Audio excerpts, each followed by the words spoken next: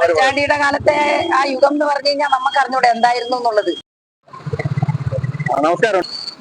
നമ്മള് തെരഞ്ഞെടുപ്പൊക്കെ അടുത്തു പോയല്ലോ അല്ലെ, അസംബ്ലി തെരഞ്ഞെടുപ്പ്. പിണറായി സർക്കാർ മൂന്നാമതും അധികാരത്തിൽ വരണമെന്ന് ആഗ്രഹമുണ്ടോ? ആഗ്രഹമുണ്ടല്ലേ? എന്തുകൊണ്ട് അങ്ങനെ ഒരു അഭിപ്രായം? പിണറായി സർക്കാർ പറഞ്ഞ എല്ലാ കാര്യങ്ങളും പാലിച്ചുകൊണ്ടാണ് അടുത്ത ഭരണത്തിലേക്ക് വന്നത്. നിലവിലും സാധാരണക്കാരെ ചേർത്ത് പിടിച്ചിട്ടുള്ള ഒരു ഭരണമാണ് കാഴ്ചവെക്കുന്നത്. പറയുന്നത് എന്താ വെച്ചാല് മൂന്നാം ഭരണം അത് ബംഗാളിലെ പോലെ ആകും എന്നൊക്കെ ചില അഭിപ്രായം. എങ്ങനെയാന്ന് ഒരുപാട് പദ്ധതികൾ തുടർന്ന് വെച്ചത് പൂർത്തീകരിക്കണമെങ്കിൽ ഒരു ഭരണം തന്നെ വരുന്നതല്ലേ നല്ലത്. അല്ലാതെ കണ്ട് ഒരു ഭരണ തുടർച്ച വരുമ്പോൾ ഇപ്പൊ നിലവിലുള്ള എല്ലാ പദ്ധതികളും അതിന്റെ പൂർത്തീകരണത്തിലേക്ക് വരണമെങ്കിൽ ഒരു തുടർ ഭരണം തന്നെയാണ് വേണ്ടത്.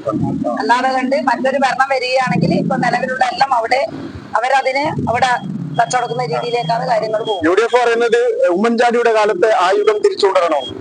ഉമ്മൻചാണ്ടിയുടെ കാലത്തെ ആ യുഗം എന്ന് പറഞ്ഞു കഴിഞ്ഞാൽ നമുക്ക് അറിഞ്ഞൂടെ എന്തായിരുന്നു എന്നുള്ളത്.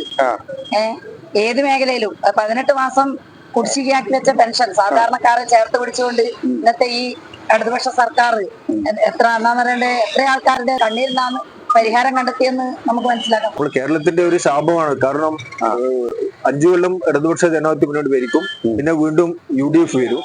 അപ്പോ ഇത് ആവർത്തിക്കുന്ന ഒരു അവസ്ഥയായിരുന്നു 2016 വരെ ഉണ്ടായിരുന്നു.